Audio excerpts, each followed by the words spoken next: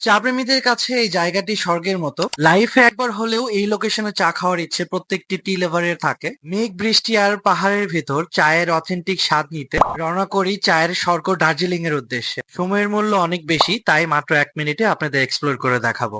আমরা কলকাতা থেকে ফ্লাইটে সরাসরি দার্জিলিং এর বাগডোগরা এয়ারপোর্টের উদ্দেশ্যে রওনা করি। এই এয়ারপোর্টটি শিলিগুড়ি থেকেও অনেক কাছে। ইয়ারে খুবই কিউট একটা বেবি ছিল যে অনেকক্ষণ যাবতই আমার সাথে খেলতেছিল। এখানে নেমে ট্যাক্সি নিলাম। 2500 রুপি নিয়েছে এই গাড়িটা। এই যে ইয়ো হানি সিঙ্গার 2500 রুপি নিয়ে, ঠিক আছে। দেন ওই ভাইকে নিয়ে নাও আমরা এখন দার্জিলিং রওনা দিব। দার্জিলিং এ ঢোকার পথে রাস্তায় যে আপনি ভিউ পাবেন তা আপনার সব ক্লান্তি দূর করে দেবে। যেখানে দালান কোঠার মাঝে ধুলাবালি আমাদেরকে স্পর্শ করে, আর এইখানে মেঘ আপনার শরীরে স্পর্শ করে আপনাকে আমন্ত্রণ জানাবে।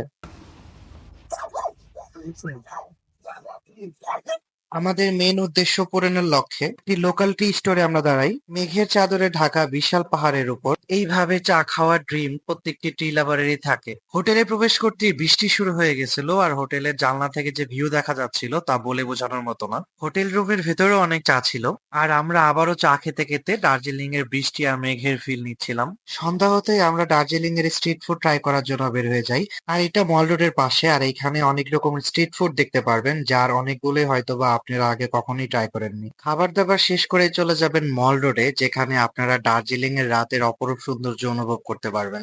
আর আপনাদের শপিং থাকলেও আপনারা মল রোড থেকে কিনতে পারবেন। দার্জিলিং এর চা আপনাদের কাছে কেমন লেগেছিল অবশ্যই জানাবেন কমেন্ট করে। তো ভালো থাকবেন সবাই, আসসালামু আলাইকুম।